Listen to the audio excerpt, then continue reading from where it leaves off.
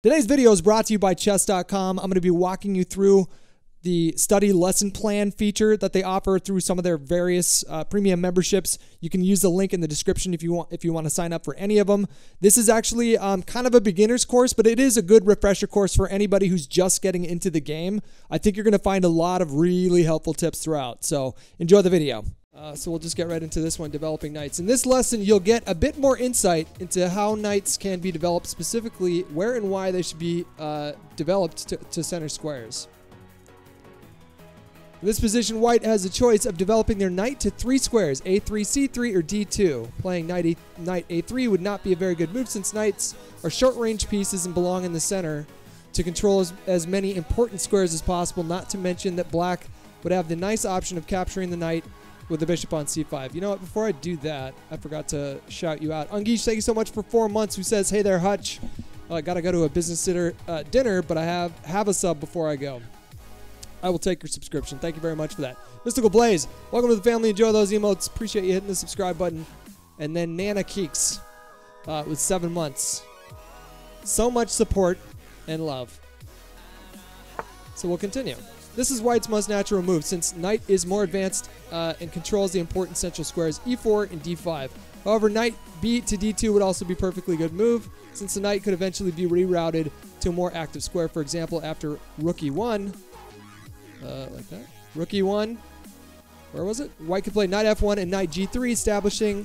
So this is, where's f1? Hold on. White could play knight f1. Oh, I see.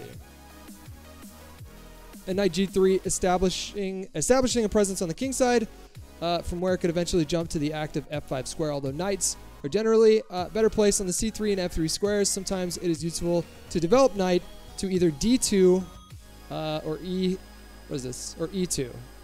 with a future goal of maneuvering the knight to a specific square, such as g3 or b3, something like that. I don't know about you guys. Knights are my favorite. Knights are my favorite piece in the game. They're sneaky, man. You play white. In this lesson, you'll learn about a different way of developing bishops known as the fianchetto. Wait, did we skip knights already? I'm confused. Start. This position is taken from the perk defense, an opening, which you'll learn more about later on. As you can see, black has played the move g7 to g6, indicating that he wants to develop the dark squared bishop on g7, which is right there. Placing a bishop along the long diagonal is formerly known as the fianchetto. It's a fairly common opening strategy, since bishops are often quite strong controlling the long diagonal. Unlike knights, which are short-range pieces, the bishops do not actually have to be in the center in order to control the center. Bishop can attack and control important squares from long ways away. What move do you think white will play in this position? Are you talking about b3 here? Oh, this one. It doesn't even give me the option to guess, though. White also chooses to fianchetto the bishop, at least in this lesson here, to help us illustrate our points. This particular opening, the light squared bishop, can usually find its home on either e2, d3, or c4. So e2, c3, or d4. I'm sorry, d3 or c4. But here it also makes sense to fianchetto. The kingside fianchetto is slightly more common because a bishop on g2 or g7 provides extra protection for the king when you move white or black, eventually castle kingside.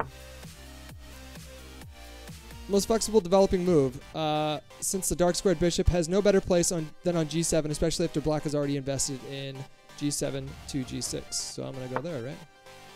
Although it seems like white's bishop is blocked in by the e4 pawn, this bishop is still very strong, since white always has the potential of playing e4 to e5 at some point and unleashing the bishop along the long diagonal. I love fianchettoing bishops. Hutch, are you playing the pink wall tonight, and have you been in Europe, and if so, which country? We're not playing the pink wall tonight. I have been in New Zealand, Australia, Germany, and England. Those are all the places that I've been overseas. I know that Australia and New Zealand aren't Europe, but I'm just saying. Those are the places outside of the U.S. that I've been. So Queenside Castling. In this lesson, you'll learn about Queenside Castling, a common alternative to castling kingside. most openings, both players usually castle kingside. This is because it is generally safer for the king and faster in terms of development since you don't need to get the queen out of the way. That makes sense. I never thought of it that way. If you want to develop on this side, you have to move your queen, your bishop, and your knight. But if you want to move on the king or castle on the king side, you only have to move your bishop and your knight here. However, in some cases, it is advantageous to castle on the queen side, especially or specifically when you are planning on attacking the black's king side. Oh, was I supposed to guess that? I don't know if I'm doing this right. With white's king on the queen side, they can push their G and H pawns, so these guys right here, to attack black's king side without exposing their own king. Also, they immediately develop the rook to D1, which can be useful in many cases. One of the drawbacks to castling on the queen side, from my experience, I'm not an expert, but you play enough games when you castle on the queen side, you'll know what I'm talking about, but it ends up being a race. Like this person's racing their pawns down on your side on this queen side, and you're racing your pawns on their king side. It wouldn't be wise for black to play a move like queen to c7 and then also castle queen side, because a lot of white's pieces are pointed at the queen side and could easily attack the black king if it was placed on c8. With the absence of the c pawn, black's king will also have a hard time protecting squares like b6, right here. Down the road, black's king is much safer on the king side for the time being. White begins advancing on the king side. Positions with opposite side castling are often referred to as race positions. Yeah, there you go. Since both sides are trying to attack the enemy king as fast as possible, whoever succeeds in breaking through with the attack first will usually win. We will explore these kinds of positions in more strategic detail later on. How long until Umu? Yeah, I'm gonna be giving away the diamond memberships at 4:45, so that's in about 45 minutes here, and then I'm gonna be switching to Umu. And I think the guys should be getting on here pretty soon. I'll wait to text him a little bit later. Challenge Uncle Slam in chess. I don't know much about. Actually, no, that's not the first time I've heard that name. Completing development. In this lesson, you'll learn about some common strategies of developing the rest of your pieces after the early opening stage, i.e. your queen and rooks. Both sides have already developed a few pieces and castled their kings. Now what? Both sides must find a way to get the rest of their pieces into the game. Sometimes it's not clear how exactly this should be done, but in most cases, the best way to proceed is to develop all of your pieces towards the center. You can also figure out what to do based on the pawn structure. This is a slightly more advanced concept, which will be expanded on in future courses. That looks like a pretty symmetrical position. For people saying they aren't getting a notification, Hutch normally starts from 4 to 5 West Coast. Just check on stream around 4 and then 5. Hope that helps. Yeah, it's usually around that time. Anywhere between like 2 and 5. White places their rook on the center and opens the F1 square for their knight.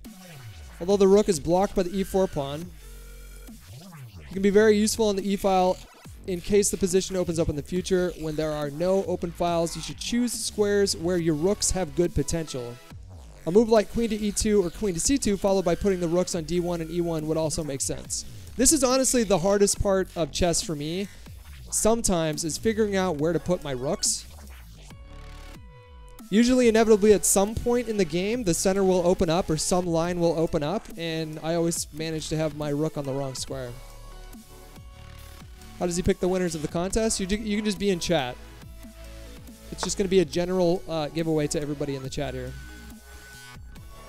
Black develops their last minor piece. Since white's bishop to b3 is placed on a nice long diagonal, it makes sense to challenge the bishop and offer the trade. Yeah, having a light squared bishop bear down on this f7 pawn can be kind of a pain in the ass.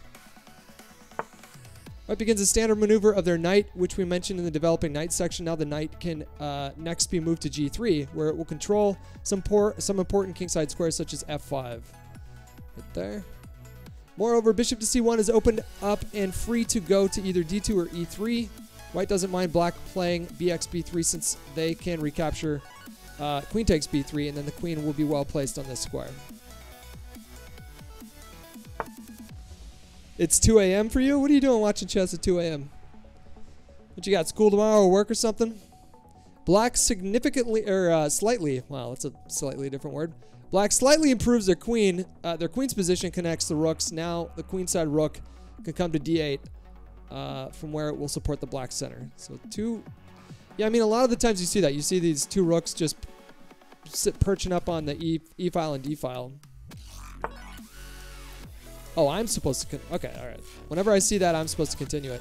White develops their bishop to the center and challenges black's strong bishop to b6. All right, remind me that I'm supposed to be guessing these, you guys. I see. Now that black has developed all their pieces, they can confidently advance in the center with this move. As you can see, the placement of the rooks was very useful to support this advance. So I'm guessing that the next one is... Yeah, it's not even letting me guess, actually. White trades bishops to avoid the possible threat of d5 to d4. Yeah, that would be kind of uncomfortable. 1 a.m. here. Europe stream times are not kind. Yeah, especially if I'm starting at like 4 or 5. Black recaptures towards the center rather than c takes b6, which would be placing one of their pawns further from the central action. That's one thing that I learned really early on when I was first getting into the game of chess, is that if you're going to capture something with a pawn, it's generally better to capture towards the center, with the possible exception being like if it's a kingside pawn, then usually it's this g3 pawn. And if you can imagine, this h pawn was back down at h2 and say a knight was there and then he took my knight with his knight, in that case it's usually better to capture with the f pawn just because you have king safety to worry about. It's 6 in Texas right now. Well, there you go. How long have you been playing chess, and is it hard to get a grasp of? I've been playing chess for about 15 years, and I would say, yeah, it is. I mean, it's not hard to get the basics of the game down. What's difficult is learning how to master it and become proficient at it and learn what's effective and what's not. That does take time. Black recaptures towards the center rather than c takes. Okay, so it's my move, so I'm going to go here. What? This improves your knight, which is good. It was more important to get your rook on a1. Oh. Into the game, so probably here, right? Yeah, that makes sense. Especially because his queen's on this file, so if he took, that would be bad because I would be able to take with tempo on his queen. What's your favorite Radiohead song? That's a difficult question to answer. It's a mighty difficult question to answer. It might sound weird, but I think one of my favorite songs by Radiohead is the live version of True Love Waits, or Like Spinning Plates. I don't know if I have a favorite song though. In this lesson, you'll learn about the fried liver attack. I don't know if some of you guys in the chat have probably heard me talk about the fried liver. This is a really fun attack, and I've played on the defensive side of this attack many, many times. In this lesson, you'll learn about the fried liver attack, a dangerous weapon against the unsuspecting player. Remember, it's all about the f7 square.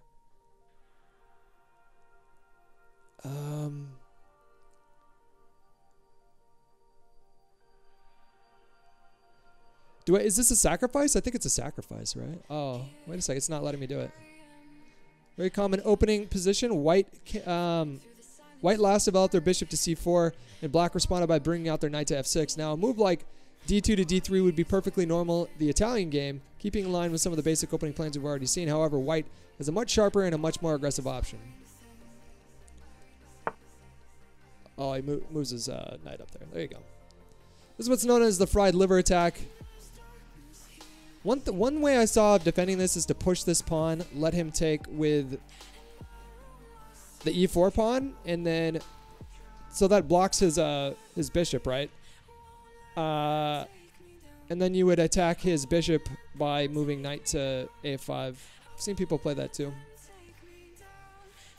This is what's known as the fried liver attack. White plays for the direct attack on f7. Oddly enough, black doesn't have a way to directly protect his pawn, or do they? Next lesson, we will review black's best way to deal with this aggressive opening by white. For now, let's see how and why the fried liver attack can be so good. This is a bad move, but if black doesn't know how to respond, they might play a move like this, trying to get their queen away from the potential knight fork after knight takes f7. White captures the important f7 pawn, and black is already in huge trouble. This move is even stronger than knight takes f7, since white forces black to move their king. Nana, I got you. I called you out, right? For 7 months? Yeah. Yo, Hutch, I left the chat after subscribing the other day, but thanks for the shout out. Saw it in the VOD. Yeah, I got to you a little bit later than I wanted to, man. I do appreciate you hitting that subscribe button. We'll go to the next one. Black doesn't want to give up their queen, so they have no choice but to make this move. Knight retreats their bishop and threatens knight to f7 check, winning a whole rook. Black is more or less busted here. As you can see, the fried liver attack can be quite dangerous if Black doesn't know how to properly respond to it. So let's see if it suggests my move. We just saw what can happen when Black isn't prepared to face the fried liver attack. In this lesson, we will show you how to properly respond to this aggressive opening. White has just played knight g5, initiating the fried liver attack, although with best play, Black should be all right, as we'll see in this position. As we'll see, the position can become very complex.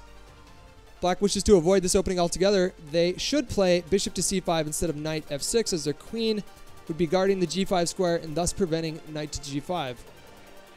Then Black could next play knight to f6 and respond to knight to g5 with castling, where f7 would be protected. Currently, Black has no way to directly protect the f7 pawn, so they must find a different move to protect against the threat to f7.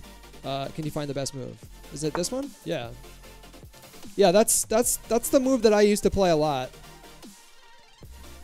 Very good. Black blocks White's bishop for the moment, which is the best defense to White's aggressive play. Another option is bishop to c5, counterattacking f2, but that leads to incredibly wild and risky positions.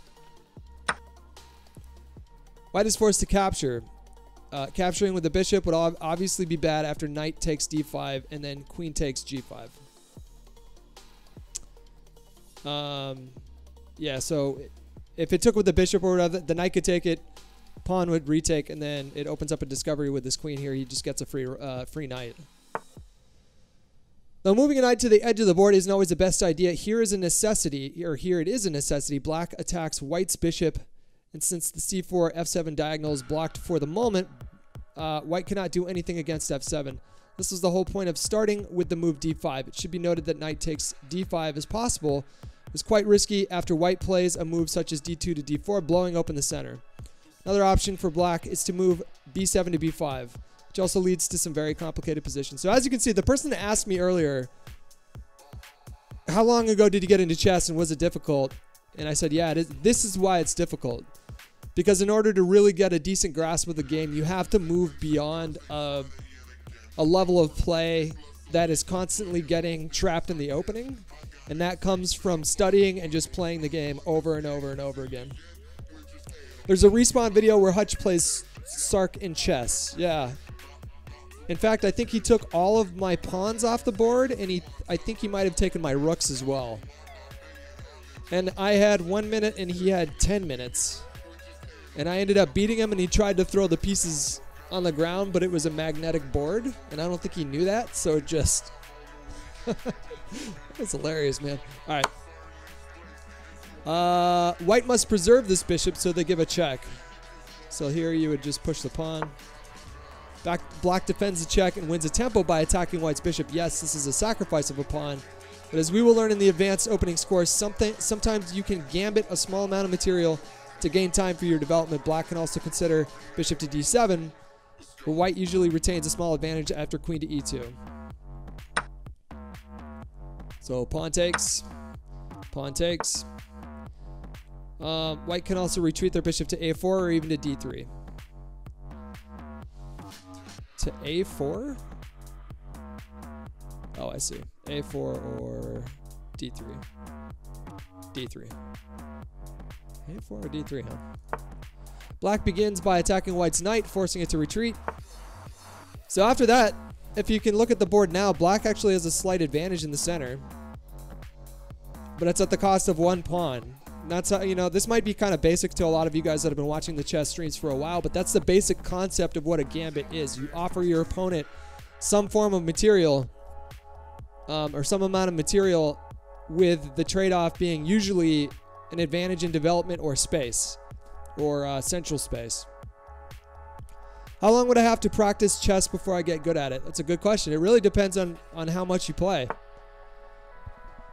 I can tell you that when I got into it, I was having so much fun that it didn't, you know, the the word study conjures feelings of, oh, what a drag. But to me, it was fun the whole time. I really enjoyed sitting down with YouTube tutorials. And back then there wasn't any YouTube tutorials, so I had to go down to Barnes and Noble and buy like Chess for Dummies and books on opening theory. And then I bought a program called Chessmaster 9000, and there was this international master named Josh Waitzkin, who the movie Searching for Bobby Fischer is about. He would walk you through some of his old games, and I had a lot of fun doing that.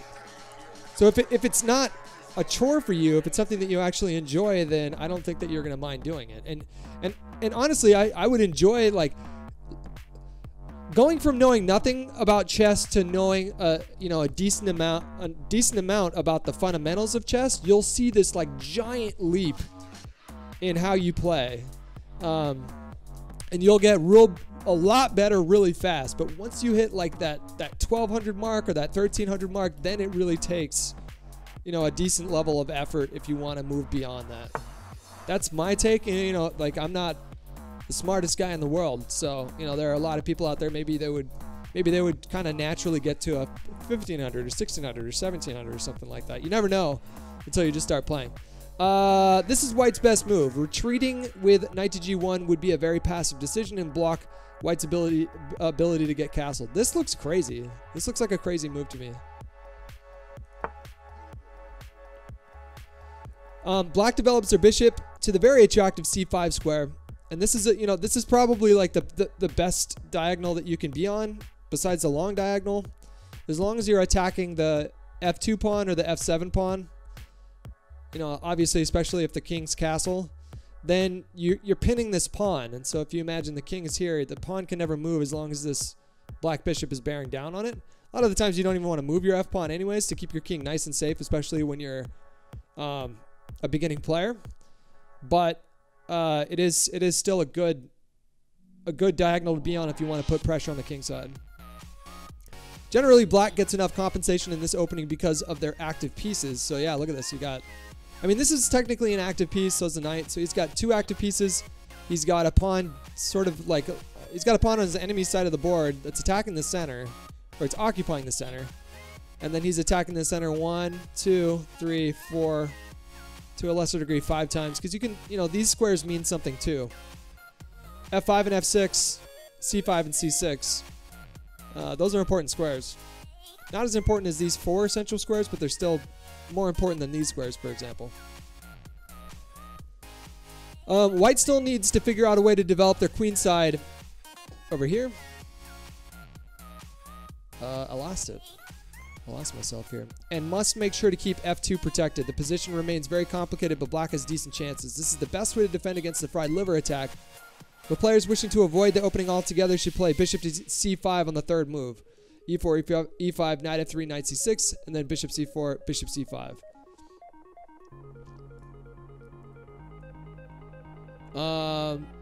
Yeah, this is another good topic to,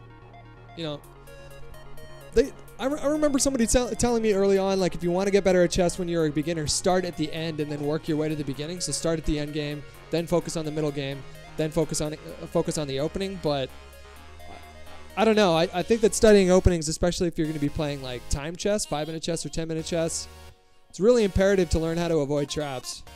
And if you guys have watched me for any length of time playing chess on Twitch, you can see, like, I'm not a bad player. I'm in 1450 or something like that. I'm a decent player, but I still fall for opening traps constantly. In this and the next few lessons, we'll show you how to punish your poor opening play. Here we'll see what could happen if black were to neglect the natural development of pieces. People are doing things over here. Sagnac with 27 months. Hello, friend. Have you watched Ozark on Netflix? If so, what are your thoughts? Yeah, I just finished it today. I thought that the first 3 episodes were like explosive, and then it kind of slowed down to a snail's pace in comparison to the first 3 episodes, but then I thought it finished strong. So yeah, overall I would probably give that show like a 7 or 8. I would recommend you watch it. It's good. It's worth a watch. Timmy with the 3 months, and then Zero Airsoft with 37 months of solid erections and friendship. Holy shit, 37 months. Cheers, you beautiful bastard. Hope everything is well in your life for you, and I'm glad you've stuck around for as long as you have. Love you, my man. Thanks for all the fond memories. Sagnac, 37 months is a long time. I appreciate you doing that, bud. All right, we'll start from one of the most common opening positions in chess, e4, e5. This is my least favorite to defend with, to play as black with. Knight to c3, attacking the e5 pawn. A really bad move. Not only does black not develop a piece, but only they weaken some light squares around their king. So you're opening yourself up for the possibility of a checker or something like that. Say if I move my knight to some other square and then open that up. Unfortunately, this is actually a commonly played mistake by beginning chess players with no opening knowledge or emphasis on developing their pieces. This is true. I mean, sometimes it's okay to develop. Okay, granted, like I just want to add this disclaimer once again that I'm not an expert, but I do feel qualified enough to be giving this sort of general advice. Sometimes it's okay to develop 2 pawns in a row, so have your first move be a pawn opening and then your second move be a pawn opening. But the only time you really want to do that is if you're attacking the center. The only thing he's trying to do here is reinforce this pawn, and he could just as easily accomplish that by playing a move like knight to c6 or even d6 here.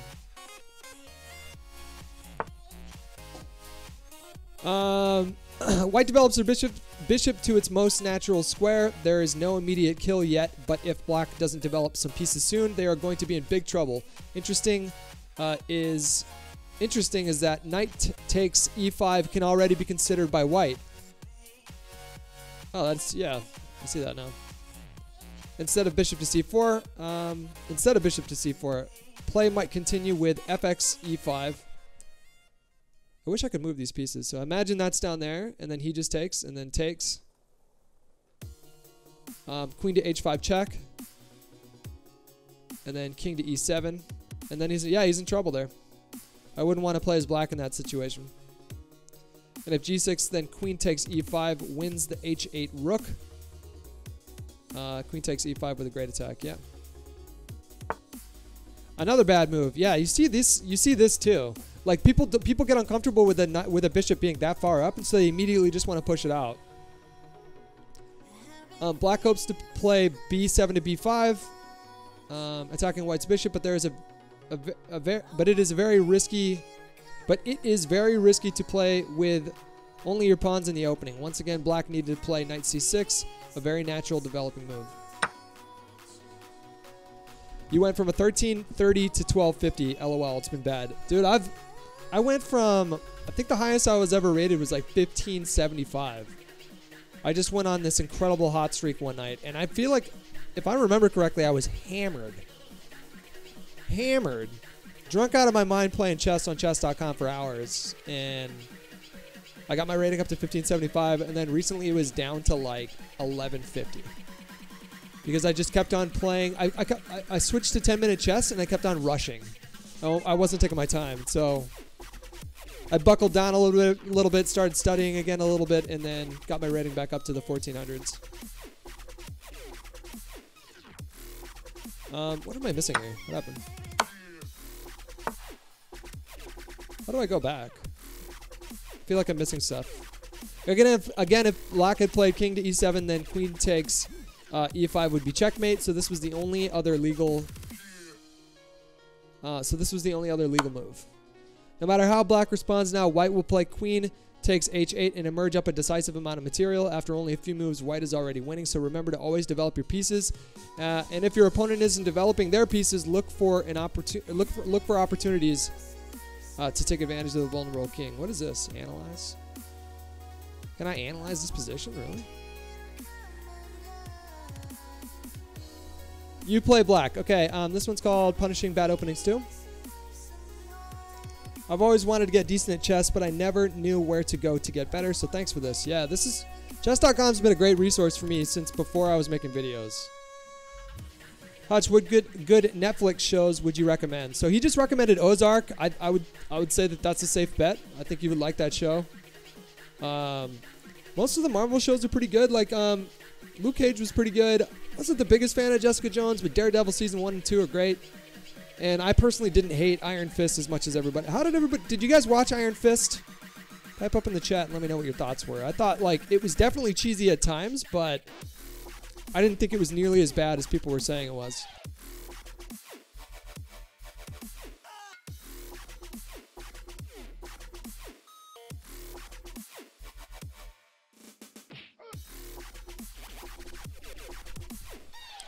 Continuing our study of punishing speculative opening play, we'll show you how to deal with an amateurish queen sortie. What's the definition of a sortie?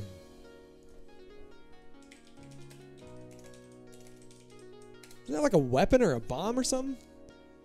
A sortie. Oh, an attack made by troops coming out of a position of defense. Yeah, that makes sense. Lots of it was okay, it was all right. Yeah, I mean, like, I don't know. I did not mind it as much as everybody else. White has just played queen to h5 with a not so subtle attack on e5. Although this may look dangerous, in reality, black has nothing to fear. Just stay calm and make the logical moves. A lot of people will, and I've done this mistake a lot too. You see this opening a lot, especially in lower ratings. Excuse me one second. You thought it was better than Luke? I wouldn't say Iron Fist was better than Luke Cage. Me personally, that's just my opinion. I thought Luke Cage was good. I thought, like, the action was super, like, 80s cheesy action movie kind of stuff, but stylistically, I thought it was very sleek. Yeah, so you see this move a lot in beginning play. It's not a good move, but a gut wrench or a knee-jerk response a lot of the times is to develop your knight and then attack this queen, which it would be bad because then he just takes his pawn and you're already kind of in trouble. So you just defend the pawn with your knight over here. White makes another threat, this time to f7. You see I can't tell you how many times you see this. How many of you guys, can you guys do me a favor, if you play on chess.com, type it in the chat and tell me what your rating is. And then my question was, how many times do you see this attempt? People try to pile up on this f7 pawn right away. I say that it happens like 10 to 20% of the time you play between like 710 and 1,000 rating. Yeah, Jess. Yeah, exactly. We got an 1100. We got a 1220. We got a 750. Nothing to be ashamed of there. Everybody was 750 at one point. About 850, 1261, 820, 950. All right, so you guys, yeah, I think this is a pretty good lesson for you guys then. So yeah, he's attacking this f7 pawn. And now you get to develop a pawn while also preparing to fianchetto this bishop with tempo on the queen. So blocking the queen and winning a tempo. We've talked about tempo before, but just as a refresher course, tempo means you make a move that your opponent has to respond to. It can also be, you can also say initiative. That's another word that people use, or time. But in a sense of it being a noun, you gain a tempo or you gain the initiative. So queen backs up, he's still attacking this, and white retreats and renews their threat against f7. So you just block that. You just block that while developing a piece at the same time. So he's moved his queen twice now in the opening, and you've been able to catch up with him in terms of tempo here, or in terms of time. This guy is just relentless. White again renews the threat against f7, but this time for a different direction. Would it be okay just to... I wonder if it'd be okay just to fork them right now. A great move. Black leaves the f7 pawn hanging and goes for the counterattack. White is in big trouble. Why is white in big trouble here?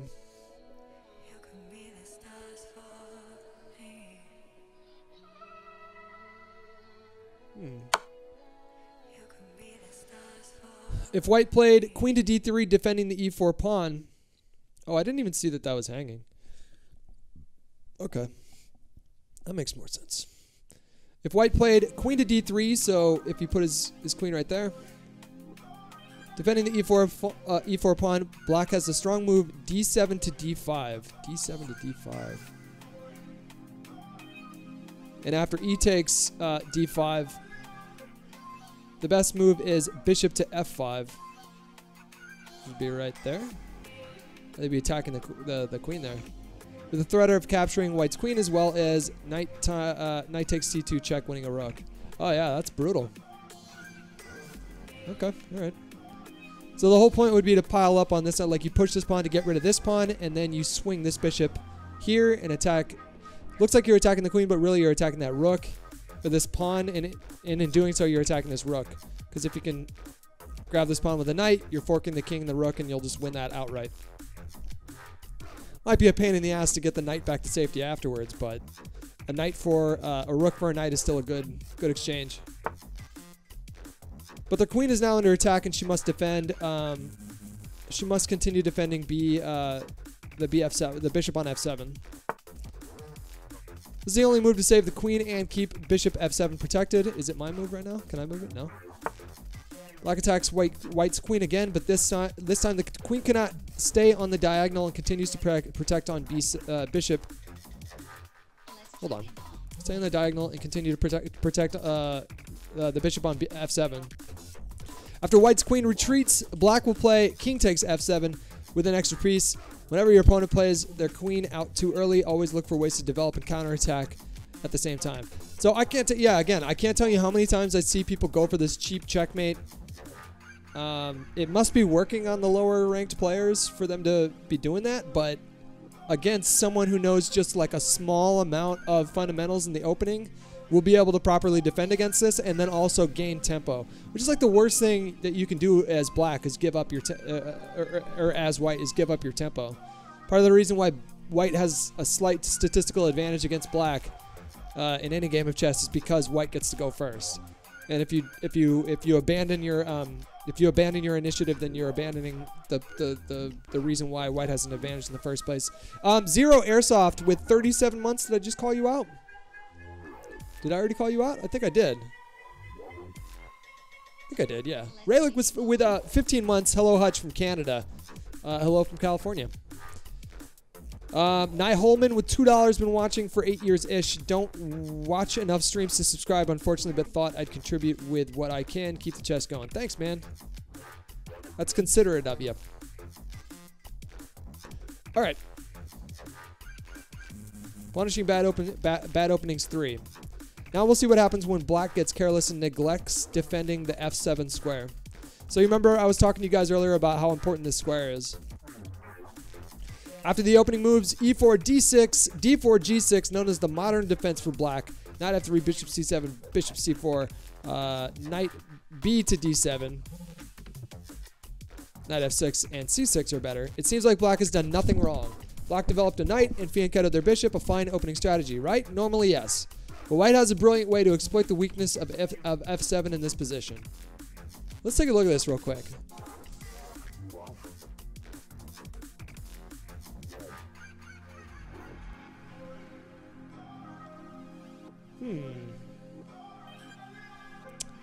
I mean, I guess just move knight to g5, maybe? No, he just sacrifices. White sacrifices her bishop to bring out black's king out into the open. Note, a move like bishop to g5 is too slow, as black can play e6 and defend everything. e6 is right there. Black should actually just play king to f8 and hope to survive, but let's see what happens if they accept the sacrifice. With another check there, the knight advances aggressively with check. Now if black plays king to f6, white has queen to f3 checkmate. What? Oh. So if black pushes his king up one here, and then white queen goes here, then that's actually mate. Wow. It's a clever little mate. I'm telling you, man, the openings are treacherous. The opening in chess is just treacherous, man. It feels like you're walking a minefield if you're playing against... Because some people do nothing but study chess traps. If king to f8, then knight to e6 forks the king and queen. If king to f8, then knight to... Oh, I see. If king to f8, then knight would fork right here and win the queen.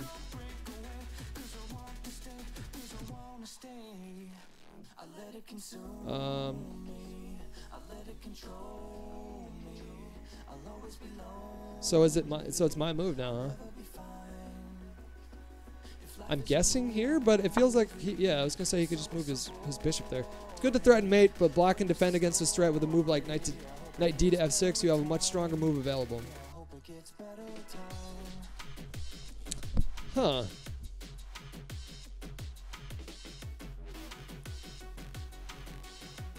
Oh, look at that. This queen's trapped. Oh, I guess you're getting that queen no matter what, huh? Black's queen is attacked and has nowhere to go. White is going to end up a queen ahead for 2 pieces of completely decisive material advantage. Though this example seems extreme, it is not that uncommon. The F7 square and the light squares around it are always a potential target for brilliant sacrifices and other attacks. Yeah, that's a neat little trick, man. I never would even think to capture that pawn on F7 like that.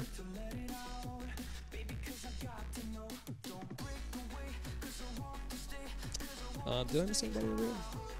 Doug in the top with 7 months. If peanut donuts aren't in your top 3 donuts, I'm unsubbing. I've never had a peanut donut. I've never even heard of a peanut. Are you talking about like peanut butter on the inside of it? Or are you talking about donuts with peanuts sprinkled on top? I'm curious here. As we've stressed, one of the most important things to do in the opening is castle. If your opponent doesn't get their king safe and out of the center, you should look for ways to punish their carelessness. White's king is still in the center for the moment, but is ready to castle next. Unfortunately, Black has a way to fantastically exploit the pin against White's knight and win a lot of material. So what, like queen to e4? Yeah. Queen to e4 and then follow it up with pushing the pawn to d4? No, queen to e5 and then push this pawn and exploit that pin. Oh, he just did it right away? A brilliant move. Black threatens to win White's knight. If White had tried bishop takes c6, Black can just play king f8 with the threat of bishop takes c3 and then bishop takes x1. I'm sorry, a1.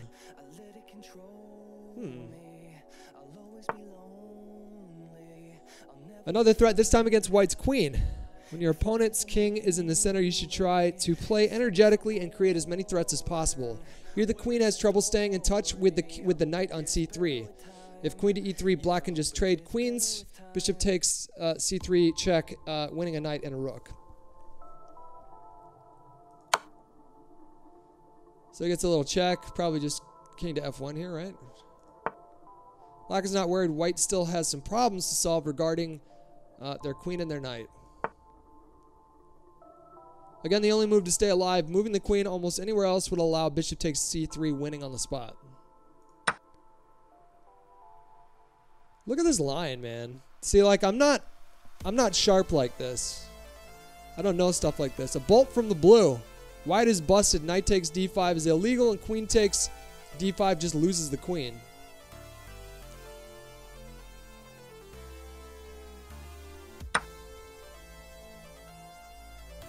White makes the natural move, but something is about to go very wrong for White's uncastled queen. Let me see this. Oh. Yeah. It's a clever little sequence there. The knight can't take because it's pinned because of this dark squared bishop right here. Yeah. That is a sexual line. Yo, Hutch got a sample box with a couple flavors. It was good. Yeah, it's a good product, man. They have good flavors over there. Sly Davy Jones, thank you so much for the Twitch Prime sub. Welcome to the family and enjoy those emotes. All right. So that was the intermediates, the intermediate course on openings. Let's go ahead and just play a game. Now that we're warm, let's play a game here. We'll make it a 5-minute game. And then I'm going to give away 3 memberships to chess.com afterwards here. Oh, boy. Oh, boy. Hold on.